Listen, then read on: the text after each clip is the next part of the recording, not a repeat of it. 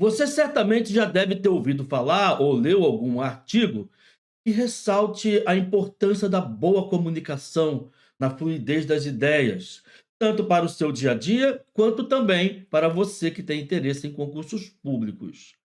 Nesse vídeo, eu trago para você os 5 erros que você precisa corrigir agora se você quiser ser bem-sucedido em qualquer uma dessas áreas. Eu sou o professor Maziotti, professor de português, e se esta for a sua primeira vez nesse canal, deixe o seu like, não se esqueça de se inscrever para que você possa receber novidades sempre que eu publicar algum vídeo aqui e possa ficar antenado aí com aquilo que é importante para a sua aprovação em concursos públicos ou com sua alta performance em língua portuguesa. E o primeiro erro muito comum que pode impactar sua comunicação diz respeito à pronúncia de palavras, principalmente quando temos a consoante muda, a consoante C muda. Um exemplo clássico disso é a palavra impregnar. O verbo impregnar é muito mal empregado em português no geral. Você não flexiona eu impregno, alguma coisa impregna minha roupa. Eu vou dizer que eu impregno, tu impregnas, ele impregna. Mas, professor, não tem acento algum aqui. Mas isso é muito normal. Imagine só um professor em sala de aula escrevendo em seu quadro com um giz branco. Normalmente, por que o professor usa um jaleco? Porque esse giz branco, ele normalmente impregna com pó a roupa do professor. E ao dizer que esse giz impregna, eu não vou acentuar essa palavra, porque ela é uma palavra paroxítona terminada em A, e não há regra que justifique isso.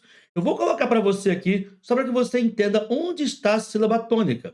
Dizer que o giz impregna com pó a roupa do professor, isso é um erro grave que deve ser evitado. Ai, professor, eu não consigo entender como que essas palavras têm essa pronúncia e não são acentuadas graficamente. Imagine uma região desértica.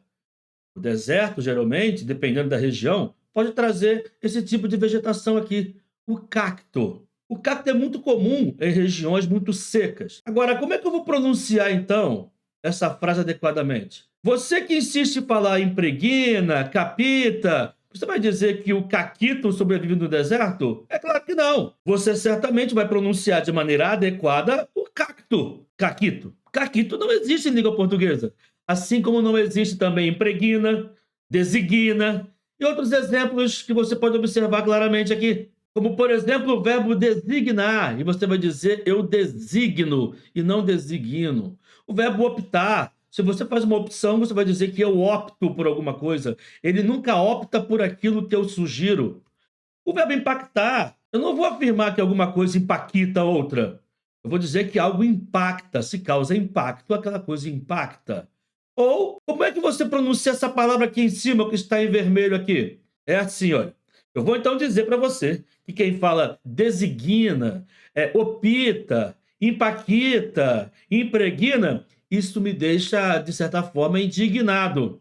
E se isso me deixa indignado, isso me indigna. Eu disse indigna. Não existe dizer, olha, é isso que me indigna. Que português é esse? É isso que me indigna. Entendeu? Então fique muito atento a esse tipo de pronúncia, porque são erros que podem falar muito mal do uso que você faz da língua portuguesa culta. E o segundo erro que você não deve cometer, que você tem que evitar a todo custo, isso é muito importante para a sua redação ou para a marcação de questões em provas objetivas, o verbo corroborar. O verbo corroborar, coitado, ele é muito maltratado em nossa língua portuguesa. Primeiro porque esse verbo nunca significou aquilo que muita gente pensa que ele significa. Colaborar. Não. Se você usa o verbo corroborar como sinônimo de colaborar, você está cometendo um erro grave. Então, duas coisas são muito importantes acerca desse verbo. Primeiro, como eu disse, ele não tem o sentido de colaborar. E a segunda coisa é que ele é transitivo direto. Como assim, professor? Ele não admite a preposição com. Ah, aquele evento corroborou com as nossas ideias anteriores acerca da política brasileira. Não! Você vai dizer que alguma coisa corrobora outra. Observe aqui então comigo essa frase.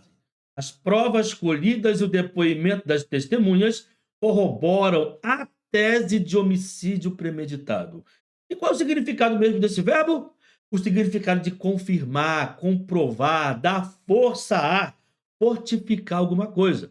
Logo, as provas colhidas e o depoimento das testemunhas confirmam a tese, comprovam essa tese, dão força a essa tese e fortificam essa tese.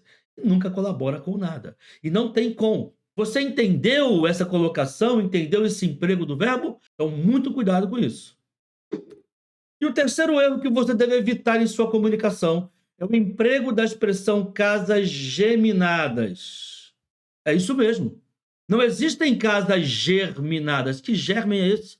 O emprego adequado dessa expressão é como casas geminadas. Isso porque quando as casas são construídas compartilhando uma parte de sua estrutura, essas casas são casas gêmeas, são casas unidas. Portanto, a expressão tem que ser geminadas. E isso caiu recentemente numa prova da FAPEC de Mato Grosso do Sul e muita gente, infelizmente, errou. Logo, eu vou dizer que eram duas casas geminadas e não que eram casas germinadas. Esqueça isso! Eu tenho certeza que você não vai mais cometer essa gafe, nem na comunicação do dia a dia, nem tampouco em uma prova de concurso público.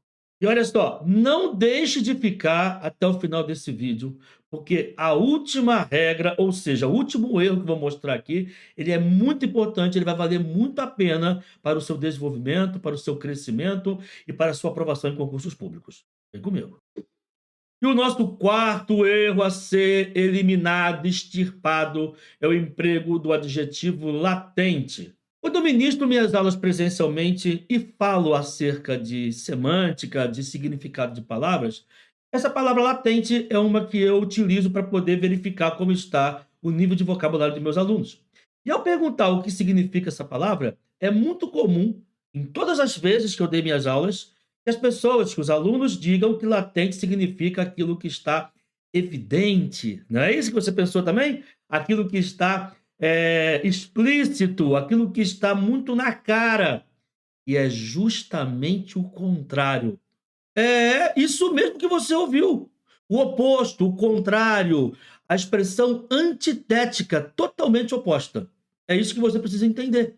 Você já deve ter ouvido falar nos estudos da física sobre o calor latente. O calor latente não é aquele que está evidente, que está explícito, não. É aquele calor que está escondido, que está oculto. Observe então esse exemplo aqui. O escândalo latente do desemprego em massa na Europa está uma vez mais a ponto de se tornar um escândalo declarado e premente. E aqui o significado é aquilo que nós falamos. O escândalo que antes estava latente, ou seja, que permanecia escondido, que não se manifestava, que estava oculto, encoberto, subentendido, ele agora está a ponto de se tornar um escândalo declarado e premente. Isso aqui, com certeza, é um emprego muito bem feito, um emprego muito claro dessa palavra que tanto aterroriza aí concurseiros em todas as áreas do conhecimento. Seja ela fiscal, tributária, militar, dentre outras. Eu acho que só essas regras até aqui já valem o seu like, não é verdade? Então tá esperando o quê?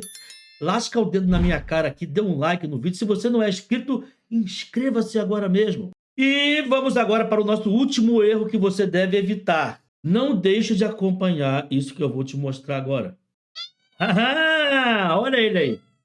The Jump of the Cat. E você já sabe, toda vez que nosso gatinho aparece aqui é porque vem coisa muito, muito, muito importante, muito top para o seu aprendizado. Vamos lá.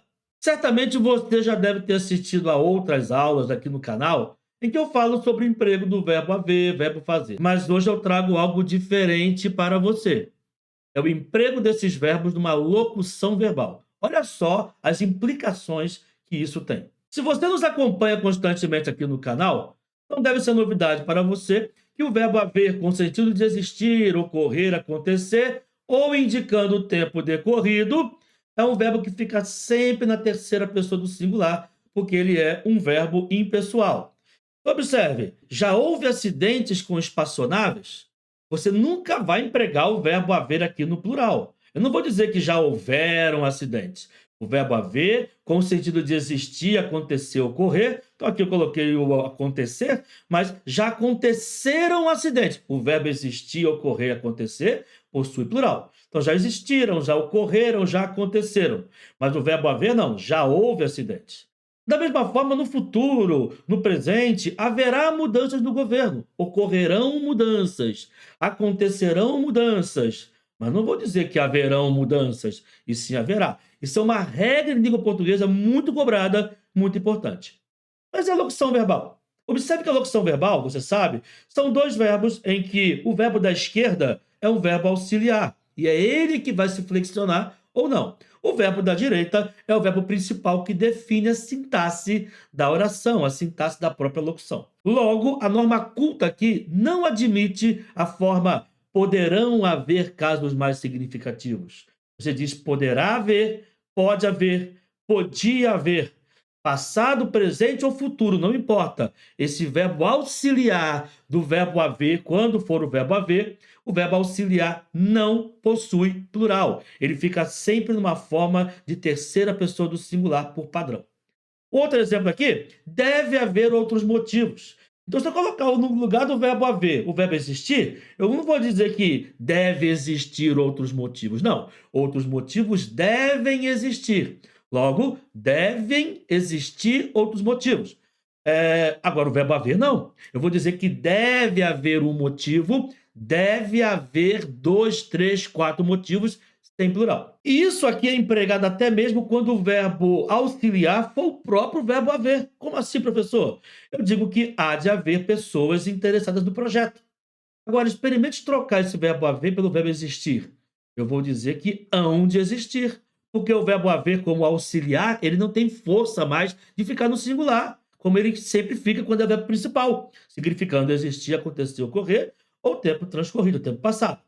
Então, eu vou dizer que há de haver uma pessoa, há de haver duas, há de haver três, porque o verbo haver aqui tem como principal o verbo haver, e nesse caso, como ele é um verbo impessoal, terceiro do singular, nem mesmo seu auxiliar possui plural.